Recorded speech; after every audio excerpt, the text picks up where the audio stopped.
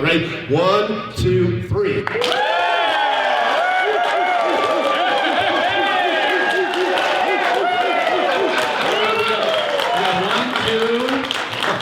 Come on, I know you heard that out there. Come on in. We can see you. We can see you. He's like slinks back. That's awesome. All right. Well, again, thank you so much for coming. First of all, I am Timm Metivier. I'm Sam Healey. He's from Las Vegas. Yes. So he's homegrown. I am. Not really. Not homegrown. No, he's not homegrown. Yes, I live here. I'm from the Pacific Northwest. But again, not really. Not really. I'm from Texas. Yeah. You're from Connecticut, from back east. Connecticut. Yeah. Who's from Connecticut? Me? Yes, you are. You just said that. Yes. So we also run a podcast that is on the Dice Tower called The Western Contingent because we're both on the western side of the country as opposed to all of those eastern weirdos. That is true. And just by a show of hands real quick, how many people have watched the video YouTube or listened to the podcast? Oh, a few of you. Oh, well, thank you. Thank you so much. Good. Yeah, we talk about a couple games. We also like to talk about sort of board game related issues or kind of things. So yeah, that's kind of our thing. Yeah. Absolutely. Great topic for us. Oh, well, thank you. Thank you. Appreciate it. I've watched them all and they've all been great. Oh, awesome. Yeah, well, what we basically like to do there is we just have a conversation. Yes, absolutely. We don't tout ourselves as being the the experts. Correct. Or anything like that. We just talk about something that is on our minds, and hopefully it'll be applicable or relational to things that you guys meet on a regular basis. Yes.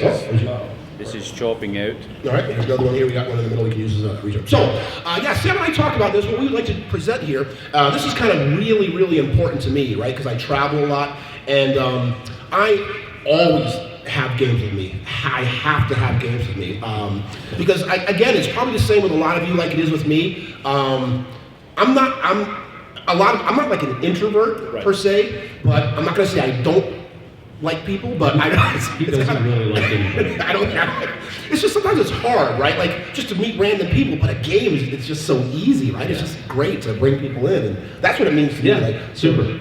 Well, some of the things I was telling other people that we were doing this list, and most of the time, the first question they asked was, "How big is the backpack?" Oh, okay. That's the first question they ask because it's a legitimate question now, right? That There's is. a ball play out there that has these yeah. bunkers that you can carry around on your back. That is true. You can fit 3 copies of TI4 in or whatever. But I'm gonna be honest here. All 10 of my games, I can carry all 10 of these in just a regular.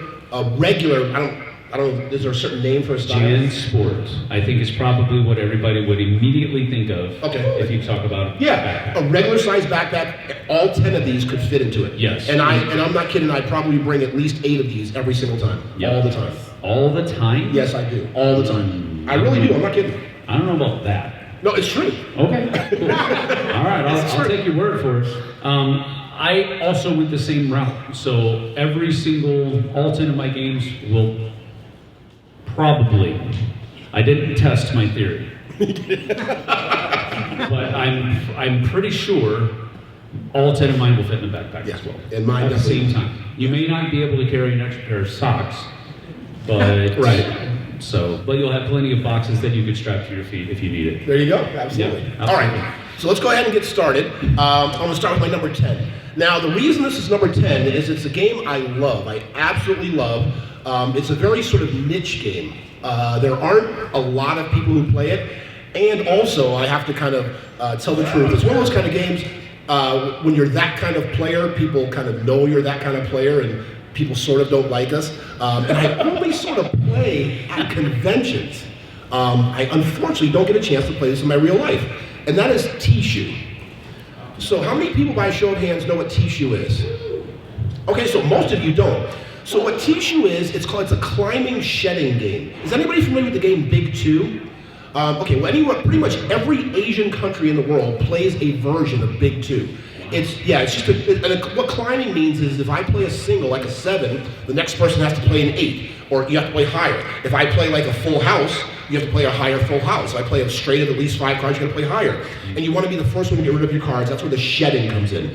And when I say people don't like it, it's because it's one of those kind of things that, just to be honest, like if I say, hey, you wanna play Tishu? And you're like, oh, yeah, it's been a long time since I played. Yeah, I don't wanna play with you. You know what I mean? Like, I want somebody who says, yes, I play Tishu, let's play. You know what I mean? You gotta be hardcore, you gotta know it, you gotta play it, because I love it so much. And if anybody wants to learn, I'd be more than happy to teach you, but teach you. Teach you. And if you have an issue, here's a tissue. Yeah. Exactly. Yes. Just what he just said, reference earlier what we talked about him not liking people. We weren't lying. All right, so my number 10 is a game that is called, I'm just going to do it because it's called Mystic Market. And Mystic Market is a game that is very simple to teach. It's basically a set collection, but there's also some trading and purchasing going on. You're basically trying to get the most money by the end of the game. The bling factor on this one, though, is really, really high. It's got a neat little market that has these little plastic vials on it, and they're all set up at a certain way at the beginning of the game. And whenever you sell that kind of potion for money, that's going to go up to the top of the thing, which means all of the other potions that are in that market will slide down the little ramp. And you can see the potions there at the top of the picture, but the ramp is right behind it, and I just couldn't get it in there. But it's a really neat, beautifully aesthetic game. It has a lot of color, really pops, and it's a very fun thing. Now, this one's a 10 from me because it does require a certain amount of table area. So it's a little bit harder to get to a table if you're not in a place like this. So it does have a little bit of a larger footprint. So that's why it's number 10, but I think it would still work as long as you have some type of flat surface, and it works really well, and it's a very fun game. It's from Think Fun, and Think Fun has a lot of simple games that have a lot of crunchiness to it beyond the simple mechanisms. So it's easy to play, but it might not be as easy to master. So that's the kind of stuff that Think Fun puts out there. So that's my number 10, Mystic Market. All right. So my number 9, I'm sure a lot of you are familiar with. When I had my board game cafe, I used to teach this all the time. And that is 6 Nimmt. Yes. Let me see by show of hands who knows 6 Nimmt. Oh, okay. Now, one of the big reasons I really like 6 Nimmt, well actually there's 2 big reasons. Number 1, you can play up to 10 people. So it's just fantastic to get a big group of people in. And anybody who's familiar with 6 Nimmt, you'll agree with me on this, I never teach the game. I deal out 10 cards and I say, we're gonna start playing. Take your first card, put it face down, turn it up. This is what happens. And what my friends call like a rolling teach. We just play the whole first round and you learn it as you go. It's called the John Wayne method. Is that what it really? Yes. Yeah. You don't know how to swim? I'm going to throw you in the deep end. Good luck. Yeah. But it's a lot of fun. It's sort of, you have a little control with your cards, because the whole object is you're trying to get rid of your cards, be the first one out, because if you get stuck with them, the bulls in the card count. There's just a lot of stress. But it's fun stress with the game, right? It really, really is fun stress because, I'm not going to go into the whole issue, but with the situation where the cards are out there, you're like, oh, I don't know, this or that, because you have to take cards, and it's just stressful. You put it down, and then when the cards all get revealed at the same time, everybody's looking around real quick, trying to figure out where their card fits in, and all. It's really fantastic. 6 Nimmt. If you ever have a chance to get that, that's one of my, it's really good. Also been called Category 5. Take 5. Take 5. Yep. No, but there's also a Category 5. Oh, is there? There's like a hurricane theme on it. Uh-huh. I don't know why, but there is. But there's Category 5, Take 6, I think is another name of it. Could be, yeah. So, Fly 5. Fly 5? Oh, it's helium? Heat. Ski. Oh, skis. Skis.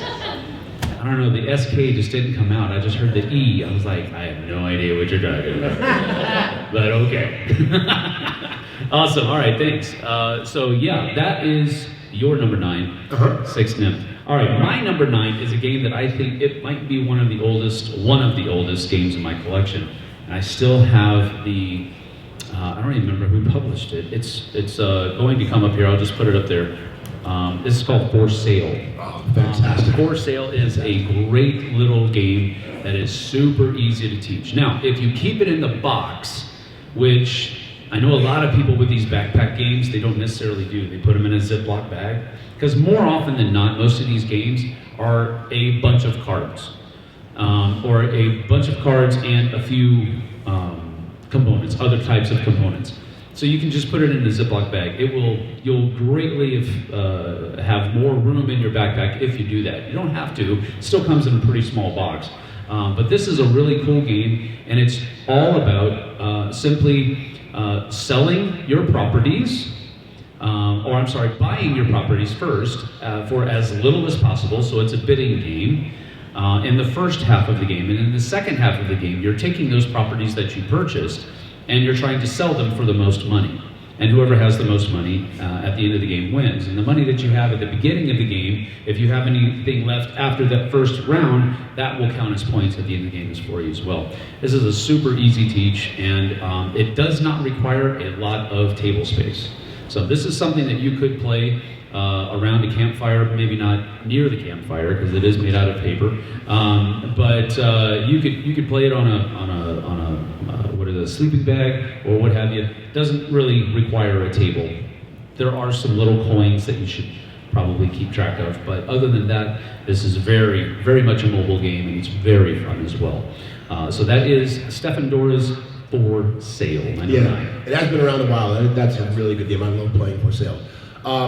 This next one, out of all the games on my list, I'm gonna say all but maybe 5 or 6 people have not heard of this. This is a really, really popular game, and it has a lot of what Sam was just talking about, and I'll tell you that in a second. But the game is Just One. So by a show of hands, raise your hand if you're familiar with Just One. Yeah, see that? Now, some of you are probably saying, yeah, but that's kind of a big box. It doesn't fit in your backpack. I don't take anything but the cards, right? Because if everybody knows with your iPhone, you get a chalkboard app. Yep. Right? You just use the chalkboard app and use that. So all you need is a deck of cards. You don't need the markers, you don't need those little stands or anything. But Just One, I mean, you all have to. I mean, it's such a great game to get anybody into instantly. I mean, even if you read the back, like I said, when I had my store, it says 1, 2, 3. That's it, and you learn the game on the back of the box. What to do. And it's one of those that people, I'm sure it's all happened to you, right? Whenever you play with people, they go out and buy it or order it on Amazon immediately. Everybody loves Just One, and that's a game because you're going to make instant friends, make instant connections, and you know, a lot of times with board games, right, we've all experienced it, sometimes people feel intimidated because they think they'll feel stupid. Oh, I don't know rules, I don't know how.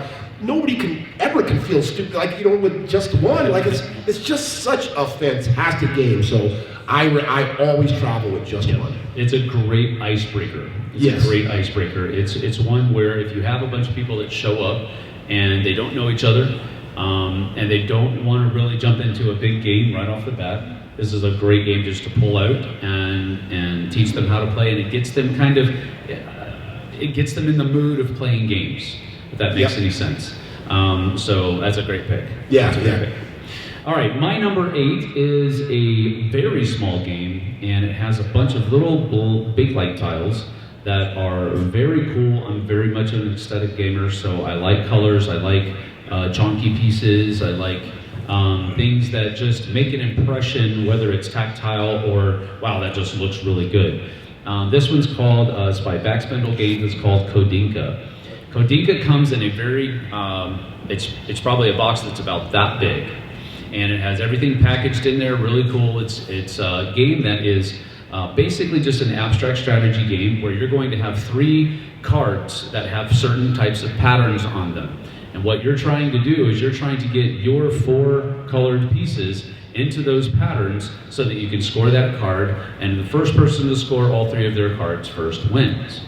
But other people can kind of mess with what you did on your turn, but they can only undo the last thing that you do on your turn.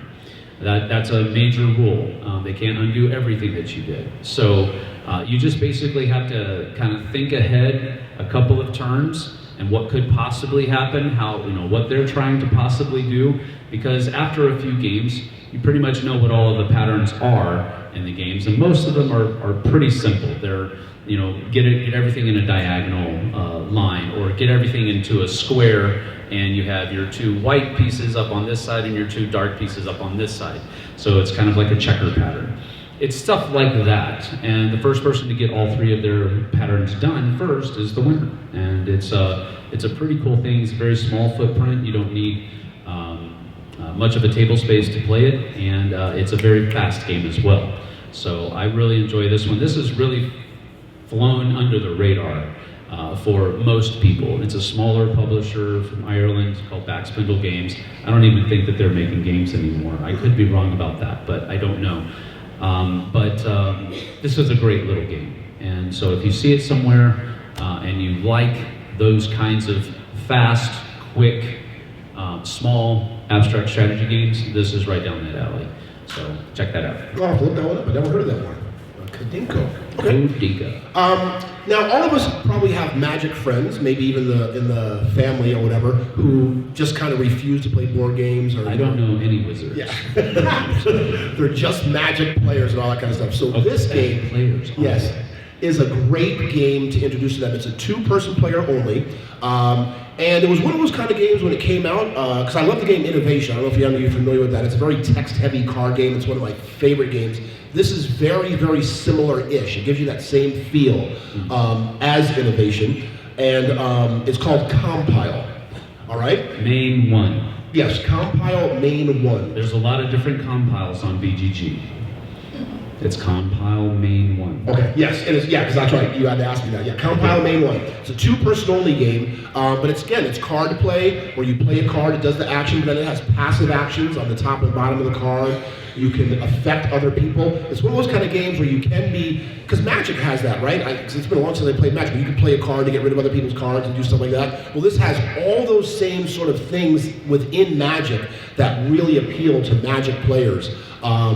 So if you're not that type of person who doesn't like the conflict, you may not like this type of game, but it's a fantastic game. As a matter of fact, that is the only game I've had a chance to play at the console bar. I did. That was the only one I played so far. Is Compile. 2-person game, really, really good. We have it in the library. Actually, all of these games, I don't know about Sam's, I don't know all of Sam's, but all the ones of mine are 100% in the library for sure. All of mine should be in the library, and if they're not, you should grab your torch and pitchforks. Yeah. Yeah, we'll get them in there. That's just the way that goes. I've only played Compile, I think, once, and it was at Gen Con right after it came out. Somebody had purchased it, and they were just having a blast with it. Yeah. And I've only played it once, got torn in half. They just wrecked my entire world. But it was a fun game. I just didn't know what I was doing yet, and the other guy definitely did. Yeah, it's very good. It's very similar to Air, Land, and Sea, if any of you have played that. It's got the same 3 fields and all that kind of stuff. And also, when Shut Up and Sit Down made a video of it, it went crazy. Yeah. Because they make a video of things and it just goes crazy. They made a video of it, and then all of a sudden people discovered it. Yep. Yeah. That's how it goes. All right, that's Timm's number 7, Compile Main 1. Don't forget that second part.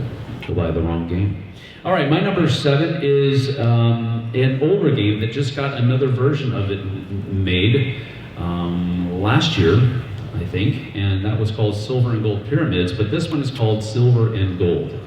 Silver and Gold is a flip and write game. You've heard of roll and write games, where you have to, on your turn, roll some dice, and then you're going to be able to write some things down on your board. Well, this one is more of a kind of a bingo-esque flip and write, where you have a deck of cards that you're going to flip over, and then everybody's going to be able to fill in on their maps, so to speak, that pattern, whatever it might be. And there's different polynomial shaped patterns that you're going to be able to fill in on your little treasure map cards there. And you're basically just trying to fill in all of the different areas on your map so that you can score that card at the end of the game. And there's also a set collection aspect of in-game scoring, where you're going to get some bonus points if you have the most of that color or that shape or what have you.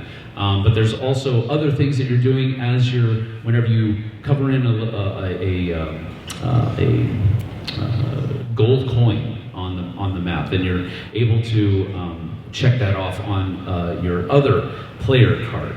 And then once you've filled in a certain row on that scores you a certain number of points and so forth. So there's a lot of different ways to make points, but at the end of the game, whoever has the most points is the winner.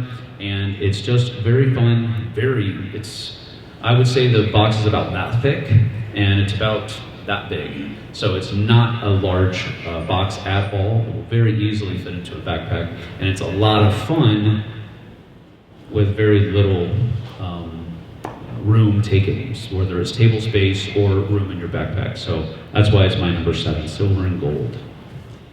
Good. So my number 6 is actually designed by the designer of innovation, Carl Chetik. And when this game first came out, I absolutely fell in love with it because of the unique mechanic. The game is called Red 7. Is anybody familiar with Red 7? A couple people, okay. So the interesting thing about this game, I don't know, you may know, Sam, if there's other games who do this, but here's the rule of the game. At the end of your turn, you must be winning the game. Yeah, it's just so cool. And what happens is you have these cards. You see, you got 2 or 3 actions. I'm sorry, I forgot exactly what they were. But you just have to play a card. To your palette, to your canvas, to your palette or canvas. That's what it is. You can have 3 actions you can do on your turn. And then the cards have the most cards under 4, most green cards, most cards in a row. They have rules, right? So there's a rule either in the canvas, which is in the middle, I believe it is, and the palette is what's in front of you. So whatever the current rule out here is, you have to be winning that rule. And it's just so unique. It's one of those kind of games, again, it may not be for you, but just to learn about different types of games, different styles of games, I highly recommend to at least check it out, play it once, just so you can just see this just really unique thing about at the end of your turn, you must be winning the game. It's just so cool. And again, it's just a small deck of cards, about 3/4 the size of my phone, about that thick. It's a fantastic game. All right, cool. I've only played it a couple of times. Didn't go with me. No? No, didn't like it. Really? No, didn't like it. Oh, okay. To each their own, as That they is true. say. That is true. As we want to remain nice. My number 6, pies. Oh, yes. Okay. My number 6 is pies. This one you might be able to go into our exhibitor hall and pick up immediately because all play is here, and that's who they put this out. This comes in a little square box that will basically fit in the palm of my hand. And they also have some extra little deluxe tidbits that I would recommend purchasing because it makes the game a little bit more aesthetically pleasing as you're playing. And they are absolutely not needed, but do it because it's just the way it is. You will play cards that have a little doggy on them, a little golden retriever symbol, and once you have that played down, you can put the puppy cardboard chip in front of you, or you can go purchase the deluxe components, and you have a golden retriever meeple that you get to set on your side of the table, and you will feel better about yourself if you do. So that's what I would recommend. But this is basically a set collection game where you're using the different sets that you collect to build, or rather bake, these different pies. That's basically what you're doing, but it feels like a trick-taking game because you're going to be able to choose cards if you have the highest card out there in the trick that you've just played is now able to choose one of the cards that were played in that trick to add to their tableau, and you get first choice. But it's a set collection game, but it feels like a trick-taking game. So if you enjoy trick-taking games and set collection, this is what you need to add. When this is over, go over and tell Joe Wiggins that I sent you, because he doesn't like me very much right now. I'm just kidding, he does. We just talked yesterday. But anyway, it's a great game. It's very beautiful, the new design that they have for it as well. This is an older game that they've redone the artwork for and republished it.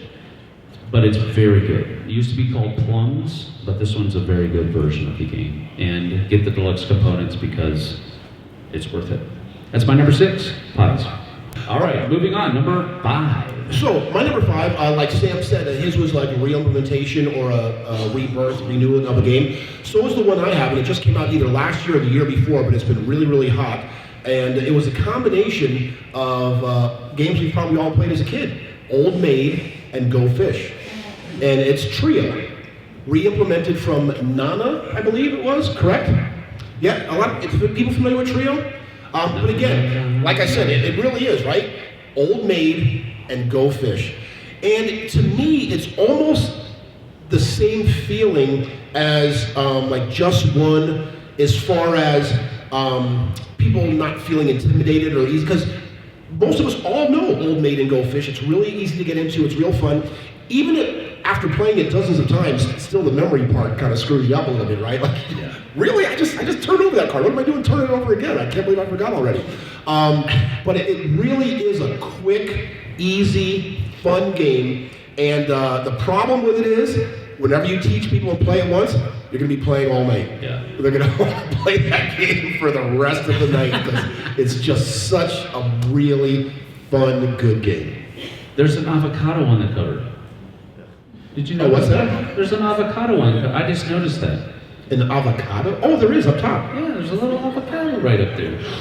It looks like he's going, oh! That's what it looks like. But you know what's interesting? I got to ask this to people who play. Does anybody play with the little number, like the variant?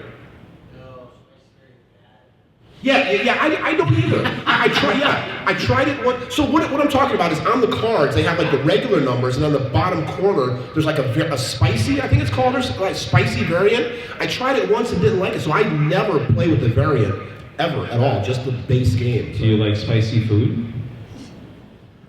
No. That's why he doesn't like the guess so. spicy variant. I'm like, where are you going with this? No, I don't.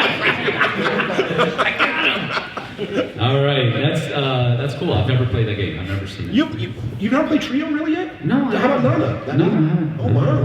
You gotta play it. You're gonna love it. All right, you're gonna love it. I'm gonna love it. Tim said so. Yes. All right, my number 5 is another game that is the exact same shape as Pies, because it too is produced by Allplay, and it's called Switchbacks. And this is the cool thing about this game. This is one of the first games that came to mind, because that's what you're doing in Switchbacks. You're actually going on a hike.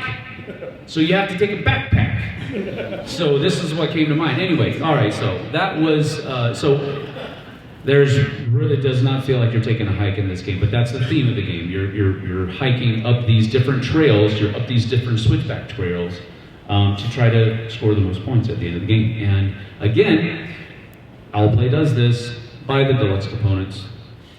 The regular components that come in the game are not bad. They're tiny though.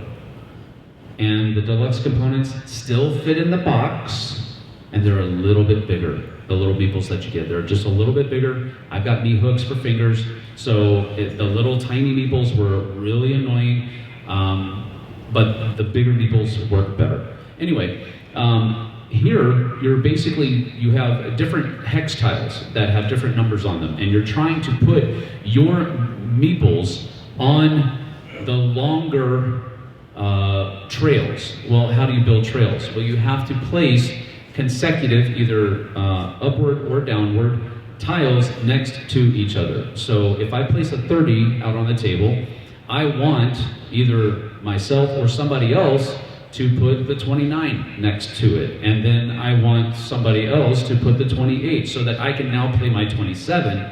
And I want to get my hikers onto that trail, because the longer the trails will score more points. The more guys that you get on those longer trails, the more points you get at the end of the game.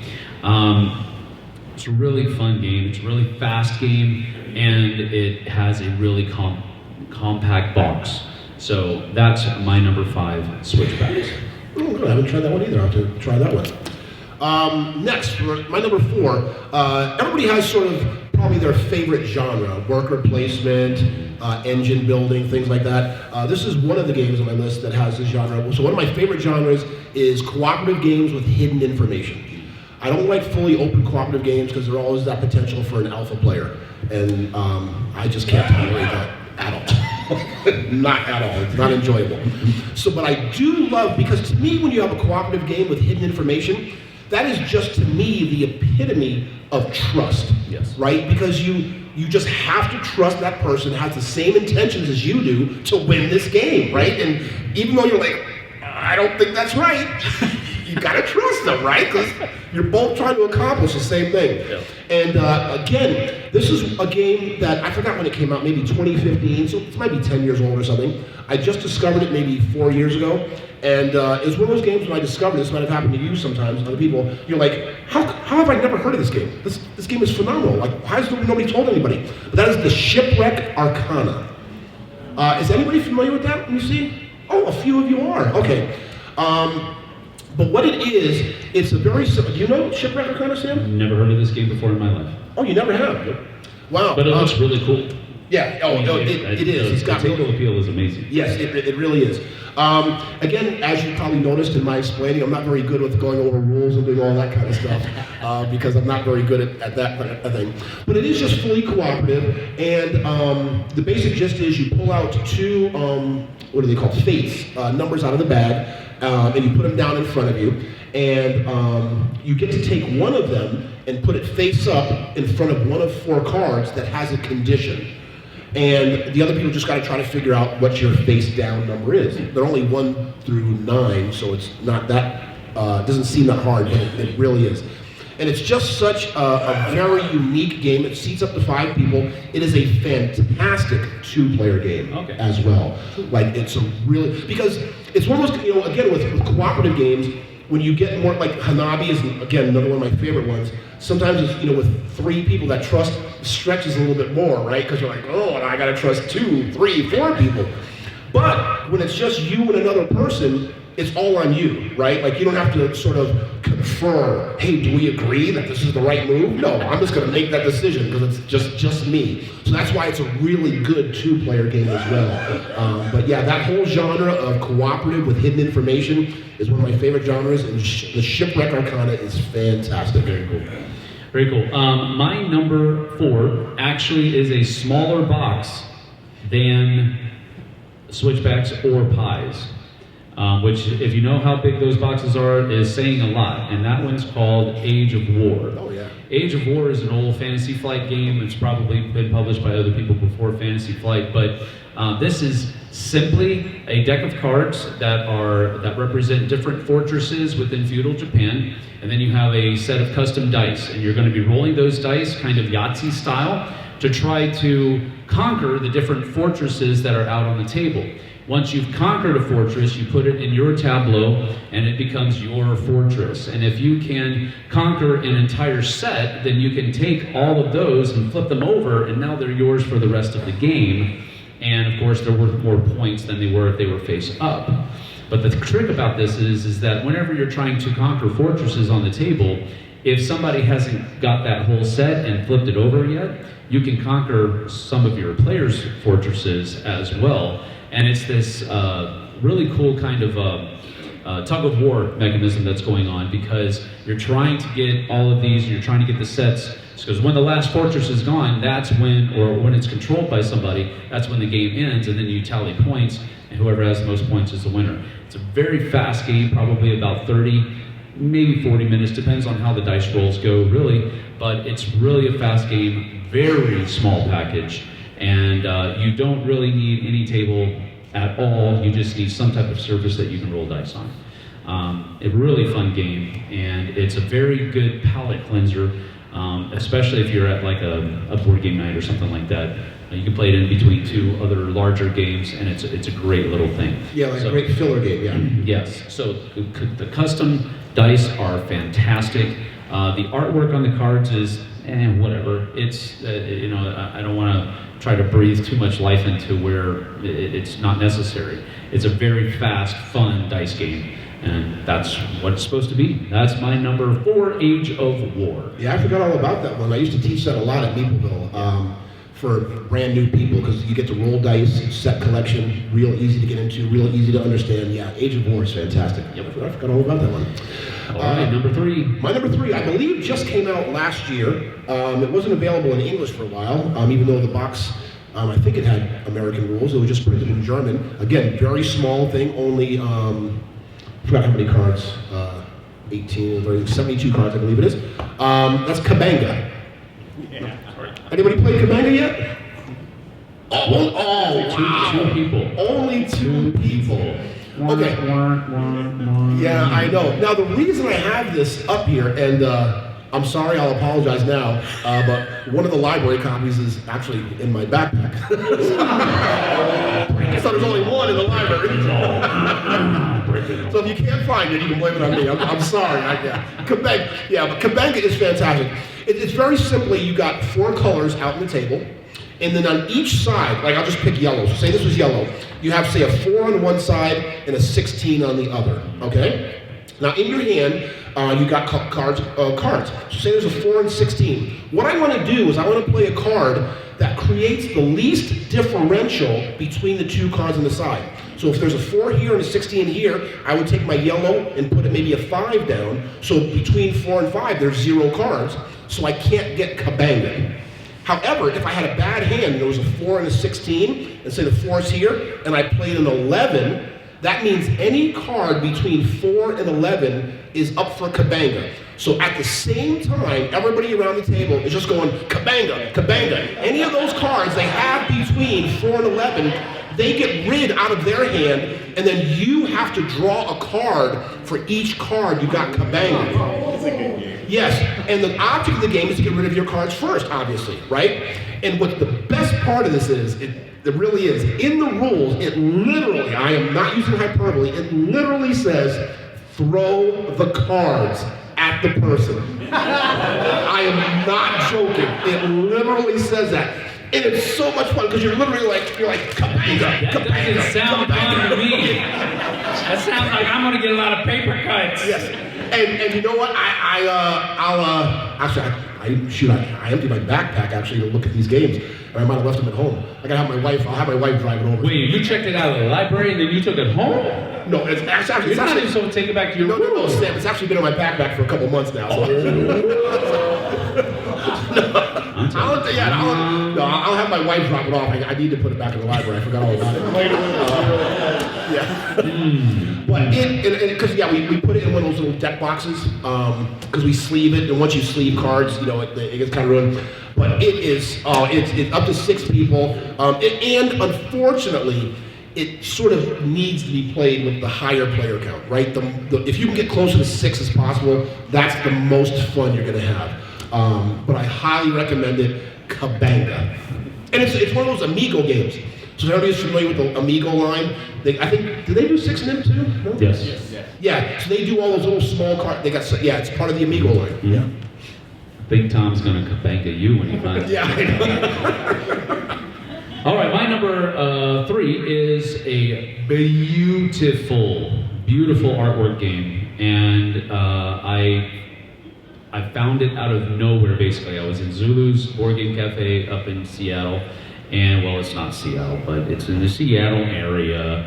Anyway, and I saw the cover, and I was like, I'm interested immediately. That's how good the artwork is. I know artwork is subjective. Just, you will like this artwork or you're wrong. That's just basically how it is. I picked it up, and it is a great little set collection game that has a twist. It's called Valbara. This is by Studio H, and Valbara is a really neat game where you're trying to collect a number of different lands in your area, basically, and the cards that you can pick from, it's kind of an open drafting game. You're picking cards from the center of the board, and you're putting it into your play area, and then you're scoring points as the game is going on. Whenever you add a new land to that, to your collection, so to speak, that land is going to score a certain way. Some of them, like the forests, just give you a certain number of points, a static number of points. But your planes will give you a number of points for however many you already have in your tableau. So if you take a 4th one and add it, that's going to give you 4 points right away. But the twist of the game is that everybody has a deck of cards that are your villagers. And your villagers are the people that are going out and getting these different things. They have a number from 1 to 12, I believe, and then they all have a special ability as well. Once you play a card out of your hand, it goes into your discard pile, and you're not going to see that card again for the rest of the game. So all of the players, all of the villagers rather, are one-time uses, basically. There is one in there that allows you to pull one out of your discard pile. But, and you play simultaneously face down. And then everybody reveals, and then you go in numerical order. So you're you don't know exactly what everybody else is going to play, but you know what you really want to do, and so you're kind of pushing your luck, trying to say, well, hopefully this will work out. It's that kind of feeling. But it's a beautiful game. The artwork is amazing, and it's a very fun set collection game. And again, 30, 40 minutes tops, and you're done. It's a really great game, beautiful game, Valbara, Studio H. Was that a cough or a question? It was neither. Very cool. All right, number 2. Number 2, all right. So Brian and Chris will know what my number 2 is, yes. So as I said before, I love the genre of cooperative games with hidden information. And I introduced this to you guys, right, on the cruise, and we played it several times, and we were playing it. I think I told you about this, Sam. We were playing at like 2, 3 in the morning or something. It was ridiculous. And we were playing with Jason, and he runs the cruise, and he was literally falling asleep in the middle of the game. It was just so funny. Yeah, that is a Jason thing. Yeah. I've been in a hotel room at Essen. We were playing games. He literally would fall asleep after he did his turn. They'd go around the table. We'd wake him up. He would do his turn, and then he'd fall back to sleep. He won. It's like, dude, that makes me feel so bad about myself. Dude slept and still won. Anyway, go ahead, sorry. Yeah. And this is a game just came out last year. And the reason I know that is I stood in line 3 days at Gen Con, got in early to make sure I got a copy. 2 for Her face said everything. What's that? She looked at you like this. No, I literally did. I got 2 copies from the library and 1 for myself. 3 days I stood in line early at Gen Con to get this. That's The Gang. Has anybody played The Gang? No. Wow, only a couple of people. So Bunch of gangsters? yeah, it's one of those kind of games. What it is, it's a Texas Hold'em, fully cooperative Texas Hold'em. That's it. And when you play it and you think about it, you're like, how did nobody not ever think of this game before? Like, it's just there. You know what I mean? It really is. It's just, so if you play poker, there's this sort of big argument, right, with poker players and non-poker players about what is low, what is high, what information. But the basic thing is, you're all trying to, everybody gets, I mean, most of you are familiar with poker. He's getting choked up a little bit over this. Yeah, it is. My eyes get dry. I gotta put these eye drops in and they start watering.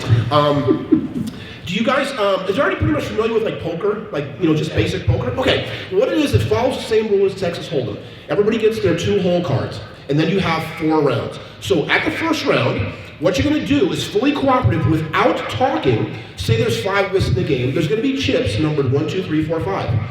So I'm looking at my hole cards, I've got like a 2-3, so I take the 1, all right? But Sam, he may have a 2-4. So he's going to take the 1 from me, thinking he's got the lowest. And I'm like, no, and I take it back. So now, but that's giving information. Somebody may have ace-queen. They take the 5, because that's the highest. So that's how the communication is, right? There's no verbal communication. You're just taking and distributing the chips. Now, the round ends when all the chips have been taken. So once all 5 chips have been claimed by somebody, that's when the round ends. Then you do the flop. Then you do the same thing all over. Okay, now you've got 5 cards to determine what your hand is, and then you take one of the chips where you think your order is. And you gotta remember, wait a second, he took a 1, now he's taking a 3. Oh, he must have hit on the flop. Well, what could he have? Like, you're trying to figure out, what they got, all that kind of stuff. And the cool thing about it is, right, so you got the hole cards, you got the flop, it's round 2. You got the river, the turn, round 3, and you got the what's it called? The turn, right? The river's the last one. I don't know, I forgot. The last card. So the 4th round. That's the order you have to get correct. So the first 3 rounds of passing the chips with information are information. But when we take the last round of chips, that's the order we have to get correct. So once all the chips in the last round have been distributed, then whoever has the 1 turns over their cards. Oh, I've got 8 high. Great. Then the second one turns over their cards. If they're higher, great. Then the 3rd one. And you have to get all 5 right in order to quote-unquote win that round. With no communication. With no communication. You can't talk about it. Right. That's the main thing. And then you have to get 3 right in order to win the game, 3 rounds right to win, or 3 rounds wrong, then you lose the game. However, there are I want to say 5 variants or different levels you can play. And we usually play at least level 3 because there's like the 5th one, whatever. But what the variants are, there's 2 decks of cards that you can add to it. So if you're successful, right, if you're a successful round, you add a card that makes the next round a little bit harder for you. It gives you a thing that makes it harder. And if you didn't get it right the first round, then the game is like, oh, you guys suck. I need to make it easier for you. So it gives you a card that makes it easier for you to play. So it helps you with it. It's really, really good. And if you like poker, I highly suggest you try this game because it's very unique and it is fully cooperative Texas Hold'em. That is it. Yep, that's a good game. You taught me the game for the first time at the retreat last year. Yes, that's right. Yeah, it was great. It was a great time, and it is very much. I don't usually play poker, so you don't have to. I mean, I've played poker in the past. I know how to play poker, but it's not like I'm like flop, river, float, toboggan, whatever any of that stuff is. I don't know any of that, all that terminology, but I was still able to follow the game. They have player aids as well that lay all the things out for you as far as what hand will be what, and so you'll be able to grasp it. It's good. That's a good game. Well done. There we go. All right. So my number 2 is a game that I actually don't own. Kind of. I kind of own it because somebody gave it to us to give away on the channel. And I told him, I might not give this one away. And then he said, well, then give it back. And I was like, no, that's not going to happen either. Because I don't own this game yet, and I really do enjoy it. I've only played it a couple of times, and it was on the cruise. My buddy JT taught it to me. This is a trick-taking game called The Fellowship of the Ring, the trick-taking game. Now, if you like trick-taking games and you like thematic games, this is a absolute no-brainer for you to go pick it up. If you also like did I say Lord of the Rings or did I say trick-taking? I said trick-taking and thematic games, right? Yes. So it's a no-brainer if you pass those 2 qualifications. If you are also a Lord of the Rings fan, I'm giving you permission to get up right now and go buy it. Yes. And also, hey, sit down, brother. What's going on with you? And also, Sam, like fully cooperative hidden information as well. So, fully cooperative hidden information, and it is super thematic. It takes you through each of the different chapters of the book, not the movie. All right, so there's some similarities between the book and the movie because they did a pretty good job, okay job. But there's also, like, Tom Bombadil shows up. He wasn't in the movies, but he was definitely in the book. It's that kind of stuff, okay? And it is absolutely a thematic trick-taking game. Have you played The Crew? This killed The Crew for me, all right? Because it's just, I'm much more of a Lord of the Rings fan than I am a space or a underwater, deep sea, whatever that was, fan. So this one absolutely killed The Crew for me. I think JT loves trick-taking games, absolutely loves them. And he also loves Lord of the Rings. So this one was a absolute immediate buy for him.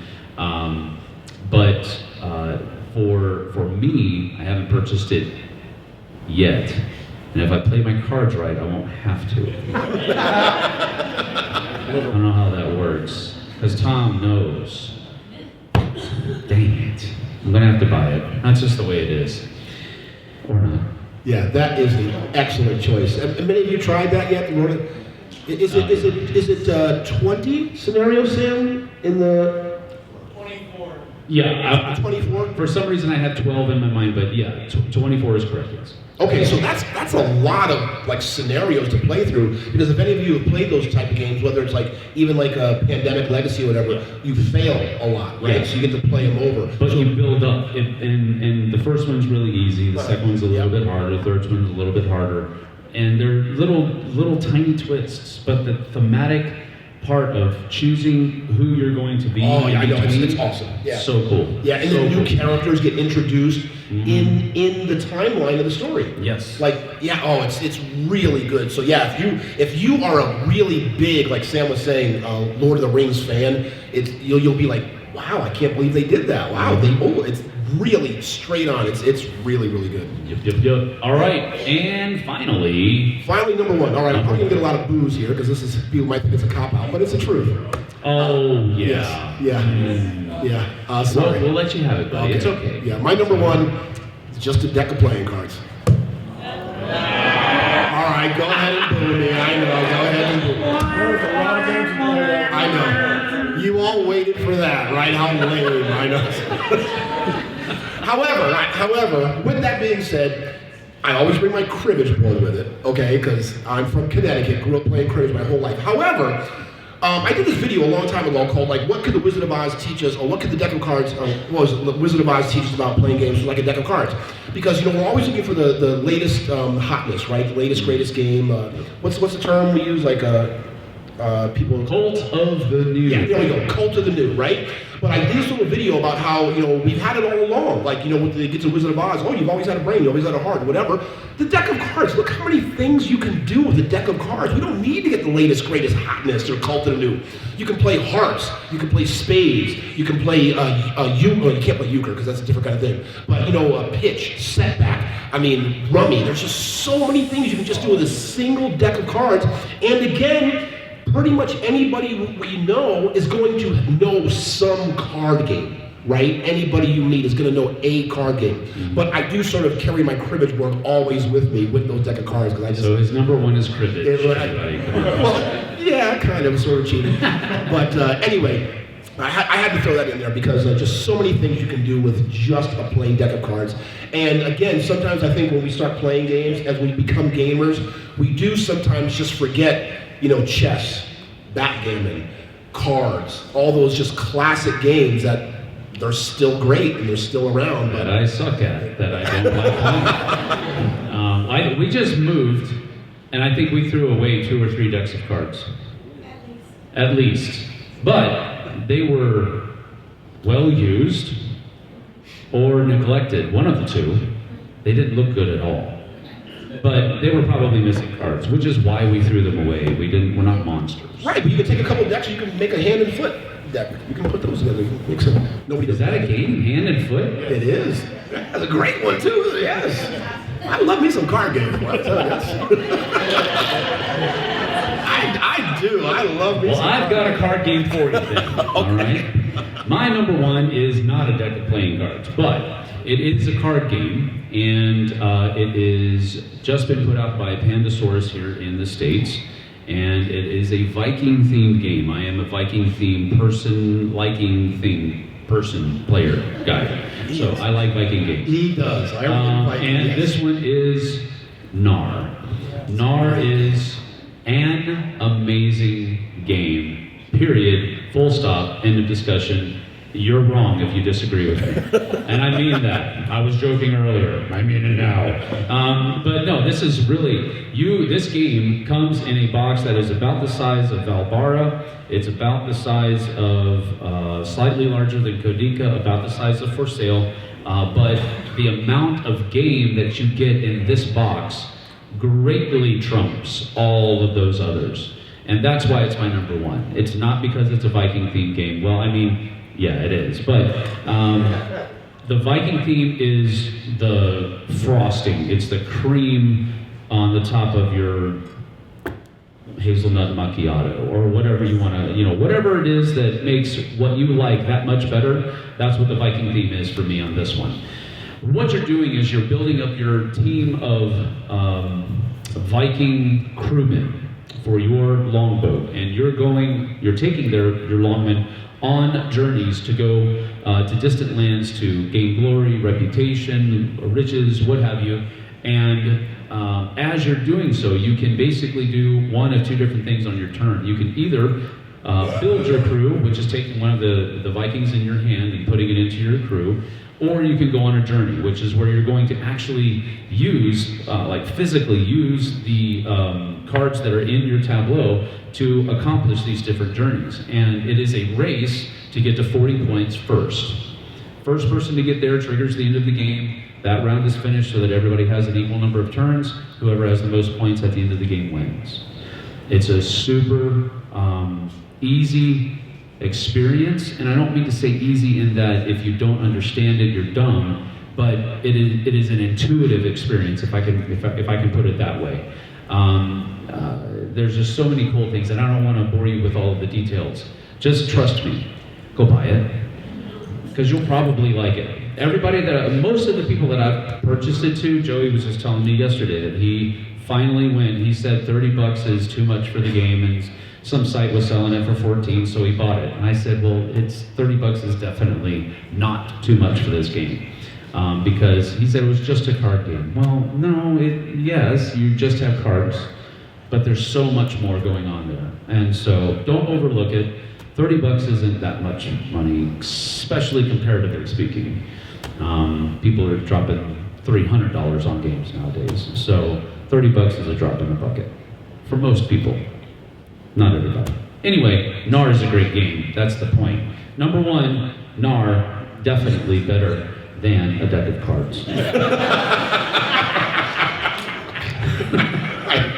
feel so bad now. I was so lame, man. I had to do it. I'm sorry. But listen, folks. Yeah, I know.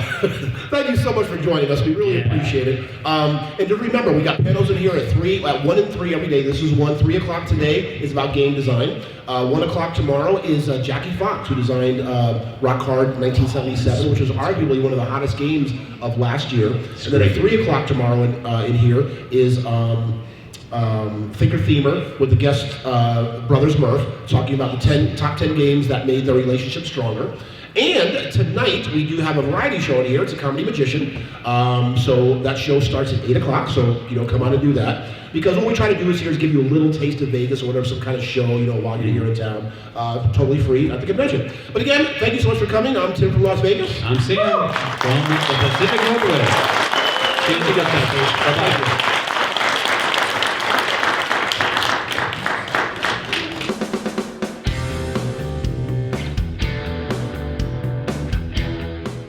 Hey folks, thanks for watching another one of our videos. If you like our videos, if you like our channel, you would love to game with us at one of our conventions. Check out Dice Tower Cruise, Dice Tower East, and Dice Tower West. Fantastic conventions where we play games with wonderful people, a humongous library, and lots of other events and stuff. Also, don't forget to check out our channel, like and subscribe. I'm Tom Bassel.